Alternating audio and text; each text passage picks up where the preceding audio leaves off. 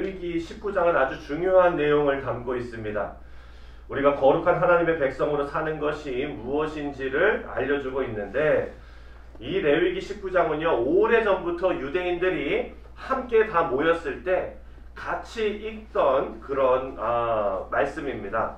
지금도 유대교에서 레위기 19장은 함께 모였을 때 공동체가 같이 읽는 말씀으로 유명합니다.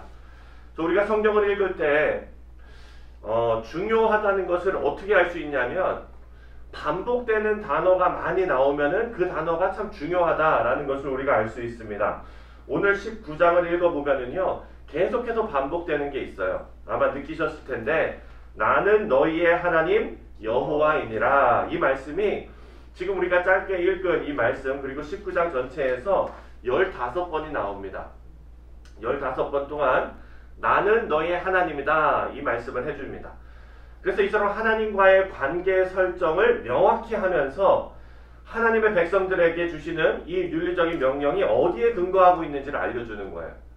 그러니까 여러분, 지금 19장에서 너희는 이렇게 해야 되고 저렇게 해야 되고 하는 것들을 쭉 얘기하는데, 여러분 생각해 보십시오. 동네 지나가는 아저씨가 나한테 와가지고 너 이렇게 해야 돼 저렇게 해야 돼 그러면 아저씨 누구세요? 이러잖아요. 그렇죠? 근데 아버지가 나한테 와가지고 이렇게 얘기하면은 그 얘기는 들어야 되죠. 왜? 우리 아버지니까. 마찬가지로 지금 이 윤리적인 명령을 하나님께서 주시는데, 그것을 이스라엘 백성들이 명확하게 잡고 지켜야 하는 이유는 하나님께서 제일 서두에다가 알려주시는 거고, 나는 너의 하나님이고 너는 나의 백성이기 때문에 너는 이것을 지켜야 한다라는 겁니다. 2절을 보면 이스라엘 백성들이 거룩하게 살아야 하는 이유를 제시하고 있습니다. 2절을 다 같이 읽겠습니다. 시작. 너는 이스라엘 자손의 온 민족에게 말하여 이르라. 너희는 거룩하라. 이는 나 여호와 너희의 하나님이 거룩함이니라. 아멘. 하나님의 백성의 삶의 목표는요, 그들을 다른 사람들과 구별하신 하나님의 거룩함을 닮아가는 삶입니다. 그렇게 살아야 할 의무가 있는 거예요. 하나님을 닮아가는 삶을 우리가 살아야 되는데, 하나님이 어떤 분이시냐? 거룩한 분이에요. 거룩한 분이라는 것은 다른 말로 구별된 분이라는 거예요. 그래서 우리도 하나님을 닮아가는 우리 하나님의 백성들도 일반 세상 사람들과 구별되게 살아야 한다. 이것이 논리입니다. 이유가 간단한 겁니다. 하나님을 사랑하면 하나님 닮아가야 되는데, 하나님께서 거룩하시니 우리도 거룩해야 한다. 이제 이런 거룩을요, 구체적인 예를 들어서 설명하고 있습니다. 3절입니다. 3절 시작. 너희는 각 사람은 부모를 경외하고 나의 안식일을 지키라. 나는 너희의 하나님 여호와이니라. 아멘. 여러분, 거룩을 얘기하면서 하나님 경외하는 것을 얘기하면서 가장 먼저 언급하는 것이 바로 부모를 공경하는 일이래요. 부모를 공경하는 일. 이것은 거룩과 경건이 가정에서부터 시작되어야 한다라는 것을 알려주고 있습니다. 이 말씀의 배경은요, 부모님이 연로해지셨을 때 잘 섬기고 잘 보살피라는 말씀입니다. 네. 우리 지금 사랑하는 우리 자녀들은 다 꿈나라에서 다 자고 있을 텐데 그들이 들어야 하는 말씀인데, 그렇죠? 부모님들이 연로해지셨을 때 잘 섬기고 잘 보살피라는 거예요. 그리고 부모님 공경하는 것을 마치 하나님께 하듯이 하라는 말씀입니다. 여러분, 우리 부모님을 공경하는 것을 우리는요, 동방예의지국의 사람들 아닙니까? 그러니까 어떻게 받아들이냐면은 윤리적인 차원에서 받아들이는 거예요. 부모님을 공경하는 것이 사회적으로 윤리적으로 옳은 일이니까 우리가 해야 된다라고 받아들이는데, 그게 아니에요. 오늘 본문 말씀을 보니까 부모님 공경하는 것은 윤리적 차원에서의 문제가 아니라 거룩한 하나님의 백성이기 때문에 그렇게 하라는 거예요. 이것은 거룩의 차원이고 신앙의 차원이라는 것입니다. 우리는 부모님 공경하는 것이 도덕적인 차원이 아니라 신앙의 문제라는 것을 오늘 본문 말씀에서 알 수가 있습니다. 그래서 부모님을 공경하지 않고 하나님을 섬기고 하나님을 공경한다는 것은 믿을 수 없는 일입니다. 우리가 부모님을 공경할 수 있는 시간은요, 여러분, 아주 제한적입니다. 부모님들은요 언젠가 하나님의 부르심을 받아서 우리와 헤어집니다. 우리가 아직 기회 있을 때에 부모님을 공경하는 신앙의 아름다운 모습을 보이시기 바랍니다. 저도 아버님 생각이 날 때가 참 많아요. 짜장면 먹을 때도 아버님 생각나고요. 아버님께서 좋아하시던 짜장면 집이 있거든요. 네. 그래서 이제 짜장면 먹을 때마다 아유 아버님 짜장면 좋아하셨는데 이 생각 나고 아버님 그 생각이 이렇게 나고 또 이렇게 마음이 뭉클하고 이렇게 되는데요. 저는 더 이상 기회가 없어요. 아버님께서 소천하셨기 때문에. 가장 어리석은 사람은요. 기회 다 놓치고 나중에 후회하는 사람입니다. 가장 어리석은 사람은 지금 내가 할 수 있는 것이 평생 간다 생각하는 사람이에요. 그렇지 않습니다. 사랑하는 성도 여러분. 나중에 가서 후회하지 마시고 제한된 시간 안에서 우리가 최선을 다해서 부모님을 공경하는 아름다운 신앙의 모습을 보이시기를 다시 한번 주님의 이름으로 축원드립니다. 아멘. 두 번째 의무는 하나님을 경외하는 일입니다. 이 일은 오늘 본문 말씀을 보니까 크게 세 가지로 나눠서 정리를 해놨어요. 첫 번째는요. 3절에 나오는 대로 안식일을 거룩하게 지키는 일입니다. 안식일을 거룩하게 지키라. 또 4절에 나오는 대로 두 번째로 우상 숭배하지 않는 것입니다. 그리고 5절에서 마지막 세 번째 5절에서 8절까지 나오는 대로 화목제를 잘 드리는 것입니다.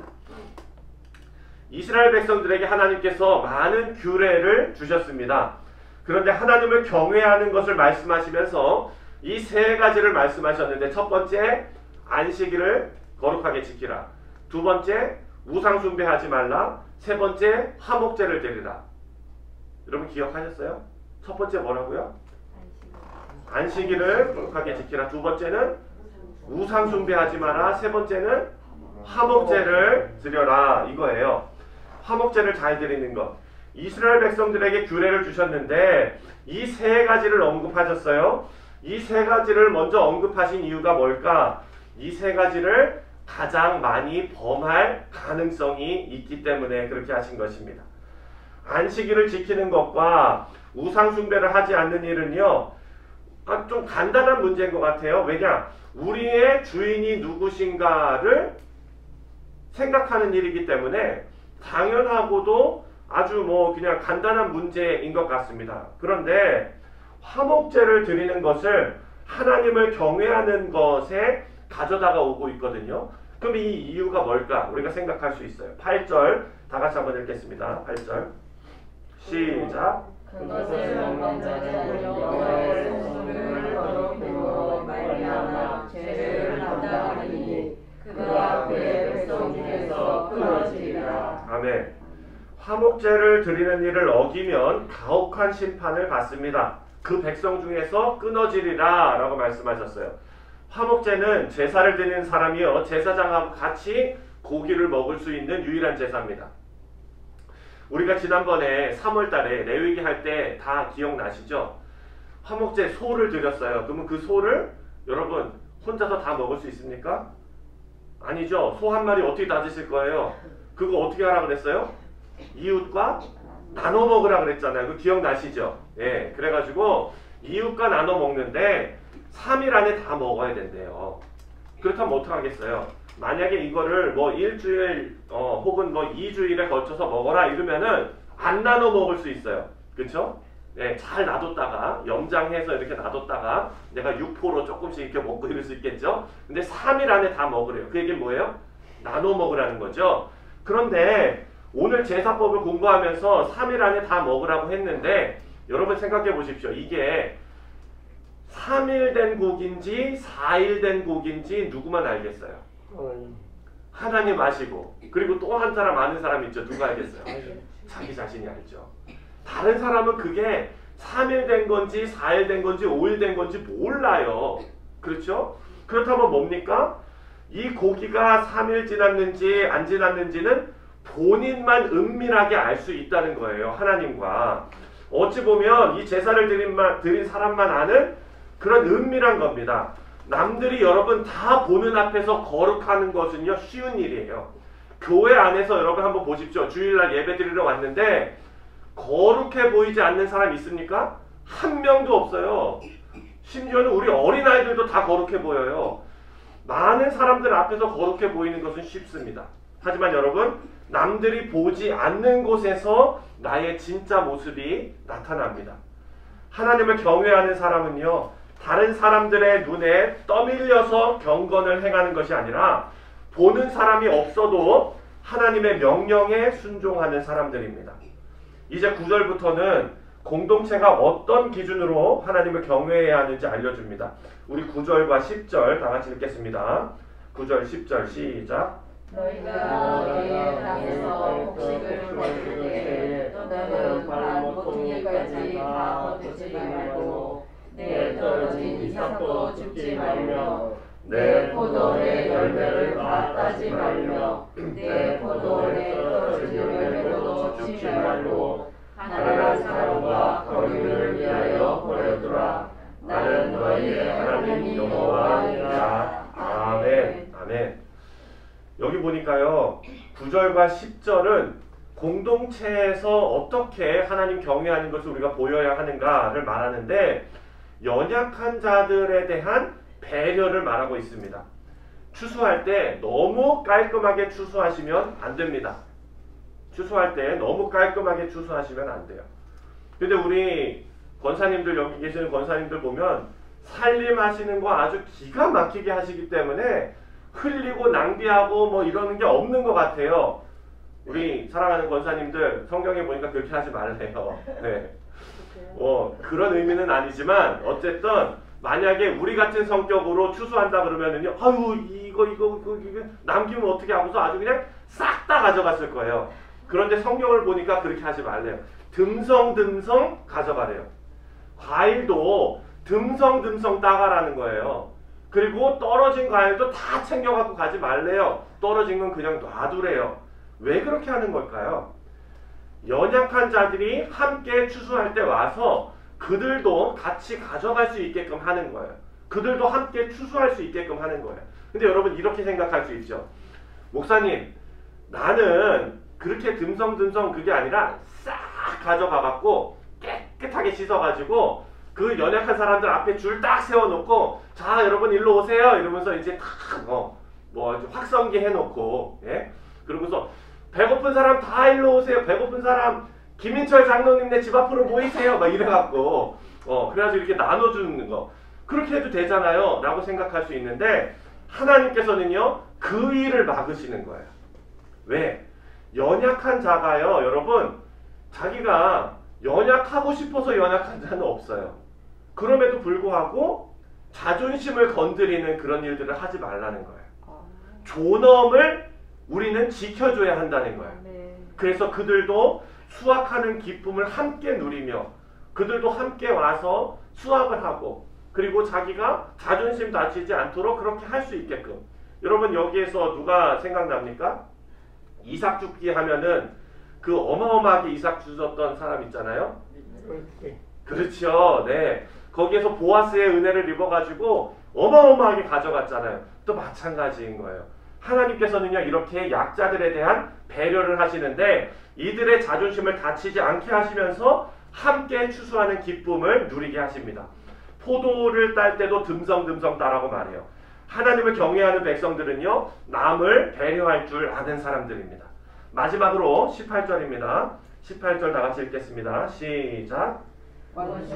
잡지 말며 동거를 원망하지 말며 내 이웃 사랑하기를 내 자신과 같이 사랑하라. 나는 여호와이니라. 아멘. 내 이웃을 내 몸과 같이 사랑하라. 누가 하신 말씀인가요? 예수님께서 하신 말씀이죠. 예수님께서 하신 말씀과 이 말씀이 동일합니다. 하나님을 경외하는 삶이고 또 성결한 삶을 요약하는 말씀이 바로 내 이웃을 내 몸과 같이 사랑하라 라는 것입니다. 그래서 오늘 본문 말씀의 제목이 뭡니까? 매일 성경에 홍 권사님. 이웃 사랑이 곧 거룩함입니다. 아멘. 네. 여러분, 거룩함 정장 딱 입고 예배 시간에 조용하게 앉아가지고 거룩하게 예배 드리는 것도 거룩함이지만, 거룩함은 뭐라고요? 누구 사랑이요? 이웃 사랑이에요. 이웃 사랑. 사랑 성도님도 오늘 이웃 사랑하시기를 주님의 이름으로 축원드립니다. 네. 그것은 주일날만 하지 마시고 매일 이 일을 해 나가시기를 주님의 이름으로 축원드립니다. 네. 내 이웃을 내 몸과 같이 사랑하라 하는 말씀은 예수님께서 하신 말씀인데 이것이 하나님을 경외하는 삶이고 성결한 삶을 요약하는 말씀입니다. 이 말씀 꼭 기억하시고 오늘 19장을 통해서 하나님께서 우리에게 개인적으로 주신 말씀이 있을 것입니다. 내가 어떻게 살아야 되겠구나. 이 말씀을 잘 실천하시는 하루 되시기를 다시 한번 주님의 이름으로 축원드립니다. 네.